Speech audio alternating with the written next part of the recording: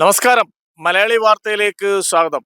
ഇടുക്കി ജില്ലയിലെ രാജക്കാട് പനച്ചിക്കുടി സ്വദേശിയായ ശശി, അദ്ദേഹം അവിടുത്തെ ആ നാട്ടിലെ എല്ലാ പ്രദേശങ്ങളും, വിവാഹമാവട്ടെ, കല്യാണമാവട്ടെ, ക്ഷേത്രമാകട്ടെ, എവിടെയും നടക്കുകയും അവിടുന്ന് ഭിക്ഷ എടുക്കുകയും അല്ലെങ്കിൽ അവര് ആ പ്രദേശവാസികൾക്കെല്ലാം പരിചിതമായ മുഖമുള്ള ശശിയാണ്. അദ്ദേഹമാണ് കഴിഞ്ഞ ദിവസം മരണപ്പെട്ടത്. അദ്ദേഹം അവിടുത്തെ ഒരു ജുവലറി ഉണ്ട്, കളീക്കൽ എന്ന് പറഞ്ഞ ഒരു ജുവലറിയുടെ ഒരു സൈഡിലാണ് അദ്ദേഹത്തിന്റെ സാധനങ്ങളെല്ലാം വെച്ചിരിക്കുകയും അവിടാണ് കിടക്കുന്നത്. പക്ഷെ സുഖമില്ലാതെ അവിടെ അബോധാവസ്ഥയിൽ കിടന്നപ്പോൾ പ്രദേശത്തുള്ളവരെല്ലാം കൂടെ ചേർന്ന് അദ്ദേഹത്തെ കോട്ടയം മെഡിക്കൽ കോളേജിൽ എത്തിക്കുകയും ഏതാണ്ട് നിരവധി ദിവസത്തെ ചികിത്സ കഴിഞ്ഞ് അവിടെ മരണപ്പെട്ടു. രാജാക്കാട്ട് പഞ്ചായത്തിന്റെ പൊതുശ്മശാനത്തിൽ അടക്കം ചെയ്തിരിക്കുകയാണ്. ഇതിനുശേഷമാണ് അദ്ദേഹത്തിന് ബന്ധുക്കൾ ഉണ്ടെങ്കിൽ തന്നെ ആരുമായിട്ട് ഇടപഴകിയോ അവര് വീട്ടുമായിട്ട് ബന്ധപ്പെടാതെ പൊതുസ്ഥലത്ത് തന്നെ ഭിക്ഷയെടുത്ത് ഇങ്ങനെ ജീവിക്കുന്ന ഒരു മനുഷ്യനാണ്. ഈ മരണമൊക്കെ കഴിഞ്ഞ് അടക്കമൊക്കെ കഴിഞ്ഞപ്പോൾ അവിടെ വ്യാപാരി വ്യവസായികളെല്ലാം കൂടെ ചേർന്നിട്ട് ഈ ജുവലറിയുടെ ഭാഗത്ത് തന്നെ അദ്ദേഹം കിടക്കുകയോ അവിടെ സാധനങ്ങൾ വെച്ചിരിക്കുകയൊക്കെ ചെയ്യുന്ന കണ്ട് ആ ജുവലറിയിലെ തങ്കച്ചൻ എന്ന് പറഞ്ഞ അദ്ദേഹമാണ് ജുവലറിയുടെ മുതലാളിയായ അദ്ദേഹവും വ്യാപാരി വ്യവസായികൾ എല്ലാം കൂടെ ചേർന്ന് ആ ബാഗുകളും ബാഗല്ല ഈ കവറുകളൊക്കെ ആണല്ലോ സാധാരണ ഇത്തരത്തിൽ ആൾക്കാർ ഈ ഭിക്ഷ എടുക്കുന്നവരെല്ലാം കൊണ്ടുപോകുന്ന കവറും ചെറിയ ബാഗൊക്കെ ഉണ്ടായിരുന്നു. അതെല്ലാം പരിശോധന നടത്തിയപ്പോഴാണ് ആ പരിശോധനയിലാണ് ആ കവറിനകത്ത് കെട്ടിയ നിലയിൽ ഭിക്ഷയെടുത്ത പൈസകളെല്ലാം സ്വരൂപിച്ചു വെച്ചിരിക്കുന്ന ഒരു കാഴ്ചയാണ്. ഏതാണ്ട് 1,10,10,000 രൂപയാണ് ആ വ്യാപാരി വ്യവസായികൾ എല്ലാവരും കൂടെ എണ്ണി തിട്ടപ്പെടുത്തി നോക്കിയപ്പോൾ കണ്ടത്. എന്തായാലും അതിന് വേണ്ടുന്ന ഉചിതമായ നടപടികൾ വ്യാപാരി വ്യവസായികളെല്ലാം കൂടെ ചേർന്നിട്ട് ആ പൈസ എന്ത് ചെയ്യണം എന്നുള്ളതിനെ കുറിച്ച് തീരുമാനിക്കും. എന്തായാലും ഇത്തരത്തിൽ ഭിക്ഷ എടുത്ത് കിട്ടുന്ന പൈസ ഒരു നേരത്തെ ആഹാരം പോലും നല്ല രീതിയിൽ മേടിച്ച് കഴിക്കാൻ പോലും കഴിയാതെ സ്വരൂപിച്ച് കൂട്ടി വെക്കുമ്പോഴാണ് നാളെ മരണമുണ്ടെന്നതും ഉള്ളതിനെ കുറിച്ച് ചിന്താഗതിയില്ലാതെയും ഒക്കെ ജീവിക്കുന്നവരാണ്. പക്ഷേ നമ്മളറിയാം, കയ്യിലുള്ളവർ ഇത്തരത്തിൽ കൈനീട്ടുമ്പോൾ, മുന്നിൽ കൂടെ ഭിക്ഷ എടുക്കുന്നവർ കൈനീട്ടുമ്പോൾ നമ്മുടെ കയ്യിലുള്ളവർ കൊടുക്കുന്നവർ കാണും, കൊടുക്കാത്തവർ കാണും. പക്ഷെ ഇത്തരത്തിൽ പൈസകൾ സ്വരൂപിച്ചുകൊണ്ട് ഭക്ഷണം കഴിക്കാനോ അല്ലെങ്കിൽ അതിനുശേഷം ബാക്കി മിച്ചം വരുന്നതും ഇങ്ങനെ സ്വരൂപിച്ചു കൂട്ടി എന്തെന്നറിയാതെ സ്വരൂപിച്ചു കൂട്ടി വെച്ചിരിക്കുന്ന ആ സ്വരൂപത്തിൽ നിന്നാണ് ഈ കവറിൽ ആ ജുവലറി ഉടമ ചെന്ന് പരിശോധിച്ചപ്പോഴാണ് ഇത്തരത്തിൽ ആ ജുവലറിയിൽ ആ കവറിനകത്ത് നിറച്ച് ഇത്തരം പൈസ അടുക്കി വെച്ചിരിക്കുന്ന കാഴ്ചയാണ് കാണാൻ കഴിഞ്ഞത്. എന്തായാലും അവര് ബന്ധുക്കാർ ഉണ്ടെങ്കിൽ തന്നെ ആരുമായിട്ട് വീടുകളിൽ സഹകരിക്കുകയോ അല്ലെങ്കിൽ ആ വീട്ടിൽ പോവുകയോ ഒന്നും ചെയ്യാതെ ആ പ്രദേശത്തെല്ലാം ചടങ്ങുകളിലും ഇദ്ദേഹത്തെ സജീവ സാന്നിധ്യം വരുന്ന ഏത് വിവാഹം നടന്നാലും അല്ലെങ്കിൽ ക്ഷേത്ര ഉത്സവം നടന്നാലും എല്ലാം അദ്ദേഹം അവിടെ ചെല്ലുകയും ആർക്കും ഉപദ്രവമൊന്നും ഉണ്ടാകത്തില്ല. പക്ഷെ വർഷങ്ങളായിട്ട് അറിയുന്നവരെല്ലാം തന്നെ ഒരു നിശ്ചിതമായ 5-10 രൂപ പല ചെറിയ തുകകളായിട്ടാണ് കൊടുത്തിരിക്കുന്നത്. അതിൽ വലിയ തുകകൾ 500-ന്റെ നോട്ടുകൾ കുറച്ചാണ് ഉള്ളത്. എന്തായാലും എണ്ണി തിട്ടപ്പെടുത്തി ഏതാണ്ട് 1,15,000 രൂപയ്ക്ക് അധികമുണ്ട്. ഇത്രയും പൈസ സ്വരൂപിച്ച് വെച്ചിട്ട് അദ്ദേഹത്തിന്റെ നല്ല രീതിയിൽ ഒരു ആഹാരം പോലും കഴിക്കാൻ പറ്റാത്ത കഴിക്കാതെ ഇരുന്ന് നാളത്തേക്ക് വേണ്ടി സ്വരൂപിച്ച് വെച്ചിരിക്കുന്നത് നമുക്കിപ്പോൾ മനസ്സിലാക്കാൻ പറ്റുന്ന നാട്ടിലെ സമൂഹത്തിൽ ഉന്നതിയിൽ നിൽക്കുന്നവരും വളരെ ബിസിനസ് ചെയ്തവരും കാശുള്ളവരെല്ലാം ചൊരുക്കുകൂട്ടി അവര് നിക്ഷേപങ്ങളായിട്ട് ബാങ്കുകളിലും അവിടെയും വസ്തുക്കളായിട്ടും ഒക്കെ നിരവധി സമ്പാദ്യങ്ങൾ ചൊരുക്കുകൂട്ടിയിട്ടാലും കഷ്ടപ്പെടുന്നവർക്കോ അല്ലെങ്കിൽ പാവപ്പെട്ടവർക്കോ 1 രൂപ പോലും സഹായം ചെയ്യാത്ത നിരവധി മനുഷ്യർ നമ്മുടെ മുന്നിലുണ്ട്.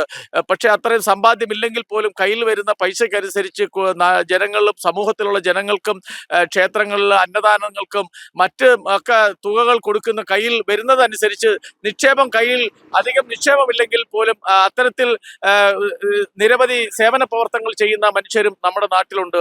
സ്വരൂപിച്ച് കൂട്ടിവെക്കുന്ന മനുഷ്യരുമുണ്ട്, ആർക്കും ഒരു സഹായം ചെയ്യാതിരിക്കുന്നത്. പക്ഷെ ഇദ്ദേഹം അത്തരം സഹായം ചെയ്യാൻ പ്രാപ്തനല്ലെങ്കിലും അദ്ദേഹത്തിന് കിട്ടിയ പൈസകളെല്ലാം സ്വരൂപിച്ചു വെച്ചിരിക്കുന്നു. നാളത്തേക്ക് വേണ്ടിയായിരിക്കാം. എന്തായാലും അതിന് അവകാശികൾ ആരുമില്ല.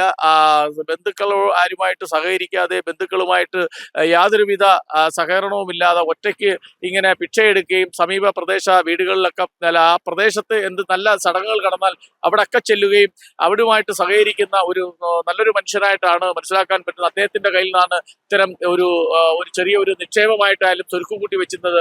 ഇനി നമ്മൾ മനസ്സിലാക്കേണ്ട ഒരു കാര്യമുണ്ട്. കഴിഞ്ഞ 1 മാസത്തിനു മുമ്പാണ് കൊല്ലം ജില്ലയിൽ ഈ കടത്തിണ്ണയിൽ ഇതേ കണക്ക് ഉറങ്ങി ഭിക്ഷയെടുക്കുകയും ഒക്കെ കഴിഞ്ഞുകൊണ്ടിരുന്ന ഒരു വൃദ്ധനായ യുവാവിനെ തലക്കടിച്ച് കൊലപ്പെടുത്തി മോഷണം നടത്തുകയും ആ പ്രതിയെ പിടിക്കുകയൊക്കെ ചെയ്തു.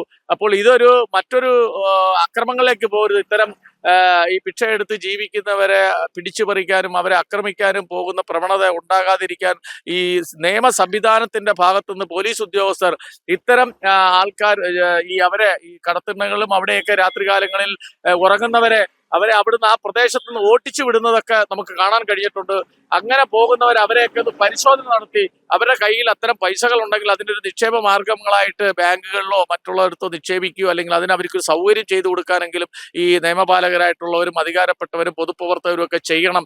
അവരുടെ കയ്യിൽ 10 രൂപ ഉണ്ടെങ്കിൽ എല്ലാ ദിവസവും നടന്നു പോയി കൈ നീട്ടാതെ ആരും കൊടുക്കത്തില്ല. കിടന്നുറങ്ങിയാൽ കടത്തിന്മേൽ കിടന്നുറങ്ങുന്നവർക്കോ അല്ലെങ്കിൽ ഒരു സ്ഥലത്ത് കുത്തിയിരിക്കുന്നവർക്കോ ആരും ചിലപ്പോൾ വന്ന് പൈസ കൊടുത്തതില്ല എന്നിരിക്കാം. എവിടെ ചെന്നാലും അവര് അങ്ങോട്ട് ചെന്ന് നടന്ന് കൈനീട്ടുന്നവരെ ഇതാണ് ഈ സമ്പാദ്യം. അത്തരം ഒരു സാഹചര്യം ഇല്ലെങ്കിൽ അങ്ങനെ ഒരു ആരോഗ്യനില അല്ലെങ്കിലും അവർക്ക് സ്വന്തമായിട്ട് കിട്ടുന്ന വരുമാനത്തിൽ നിന്നും അല്ലെങ്കിൽ ഇത്തരത്തിൽ നിക്ഷേപങ്ങളിൽ നിന്നും അവർക്ക് ഒരു നേരത്തെ ആഹാരം കഴിക്കാൻ ഒരു മാർഗം ഉണ്ടാക്കണം. എന്തായാലും അക്രമകാരികൾ ഇത് മോഷണങ്ങൾ മാത്രം ഒരു തൊഴിലാക്കി മാറ്റുന്ന നിരവധി ക്രിമിനലുകളുണ്ട്. ഇത്തരത്തിൽ ഉള്ള ഈ ഒരു വാർത്ത കണ്ടോ അല്ലെങ്കിൽ ഇത്തരത്തിൽ ഈ ഭിക്ഷയെടുത്ത് ജീവിക്കുന്നവരെ ആക്രമിക്കാനോ അതിന് മുതിരാതെ ആരും ഇരിക്കട്ടെ. എന്തായാലും നിയമപാലകരുടെ ഇടയിൽ അവര് സമഗ്രമായിട്ട് ഇത്തരത്തിലുള്ള ഭിക്ഷയെടുത്ത് ജീവിക്കുന്നവരുടെ അവരെവിടാണോ തങ്ങുന്നത് അതൊക്കെ പരിശോധിച്ച് അവർക്ക് അതൊരു പൈസ കൈവശം ഉണ്ടെങ്കിൽ കൈവശം കൊണ്ടു നടക്കാൻ പറ്റാത്ത ബാങ്കുകളിൽ ഒരു നിക്ഷേപം നടത്തി കൊടുക്കാൻ അതിന് വേണ്ട സഹായങ്ങൾ ചെയ്യണം. എന്തായാലും അക്രമകാരികൾ ഇത്തരത്തിൽ തെരുവുകളിൽ കഴിയുന്നവരെ ആക്രമിക്കാൻ മുതിരാതിരിക്കട്ടെ. എല്ലാവരെയും കയ്യിൽ ഇത്ര സമ്പാദ്യങ്ങൾ കാണാൻ സാധ്യത. അവർ അന്നന്ന് വരുന്നത് അല്ലെങ്കിൽ മറ്റുള്ളവർ ആരെങ്കിലും അവരുടെ ബന്ധുമിത്രാദികൾ ആരെങ്കിലും ദൂരെ താമസിക്കുന്നവരൊക്കെ വന്ന് പൈസ മേടിച്ചോണ്ട് പോകുന്നു. പക്ഷേ ബിസിനസ് തൊഴിലാക്കിയവരുണ്ട്. ഈ ഭിക്ഷയാടനത്തിന് വേണ്ടി അന്യ സ്റ്റേറ്റിൽ നിന്നൊക്കെ ആളിനെ കൊണ്ടിറക്കി 5ഉം 10ഉം പേരെ പല സ്ഥലങ്ങളിൽ വരുത്തി ഭിക്ഷാടനം നടത്തി അതൊരു ബിസിനസ്സാക്കി നടത്തുന്നവരുണ്ടായിരുന്നു. ഇപ്പോൾ അത് വളരെ കുറവാണ്. അത്തരത്തിൽ ഭിക്ഷ എടുക്കുന്നവരെയൊക്കെ ഇവിടെ നിയമത്തിന്റെ കർശനമായിട്ട് ഭിക്ഷാടനം നിരോധിച്ചിരിക്കുകയാണ്. അതുകൊണ്ട് അത്തരത്തിൽ വലിയ കുറ്റകൃത്യങ്ങൾക്കോ അത്തരം ഭിക്ഷാടനം ഒരു തൊഴിലാക്കിയോ അത് ബിസിനസ്സാക്കിയോ ചെയ്യാൻ നമ്മുടെ നാട്ടിൽ ആരെയും അങ്ങനെ ഇപ്പോൾ കാണാറില്ല. എന്തായാലും വളരെ ശ്രദ്ധയോടെ നമ്മുടെ നിയമപാലകരും പൊതുപ്രവർത്തകരും ഇത്തരത്തിലുള്ളവരെ സമഗ്രമായിട്ട് അവർക്കൊരു പൈസ നിക്ഷേപം ഉണ്ടെങ്കിൽ കയ്യിൽ സൂക്ഷിച്ചു നടന്നവർ അക്രമത്തിന് ഇടപെടാതെ അല്ലെങ്കിൽ ഇതേണക്ക് കഴിഞ്ഞ മാസം കൊല്ലത്ത് നടന്ന പോലെ കൊലപാതകങ്ങൾ ശ്രമങ്ങൾക്കോ അല്ലെങ്കിൽ കൊലപാതകത്തിനോ അക്രമകാരികളും ക്രിമിനലും വരാതിരിക്കാൻ വേണ്ടുന്ന നടപടിക്രമങ്ങൾ ചെയ്യണം. എന്തായാലും ഇത്തരത്തിലൊരു കാഴ്ചയാണ് അദ്ദേഹം സ്വരൂപ് കൂട്ടി വെച്ച പൈസ എണ്ണിത്തിട്ടപ്പെടുത്തി അത് വ്യാപാരി വ്യവസായികളും അവിടുത്തെ മുതിർന്ന ഒരു ജുവലറിക്കാരനും ഒക്കെ ഇടപെട്ടതുകൊണ്ട് അടിസ്ഥാനത്തിൽ അത് എന്തായാലും നല്ല ജീവകാരുണ്യ പ്രവർത്തനങ്ങൾക്ക് വേണ്ടി അത് ഉപകരിക്കും എന്ന് തന്നെയാണ് മനസ്സിലാക്കാൻ പറ്റുന്നത്. മലയാളി വാർത്ത രാമഭദ്രൻ.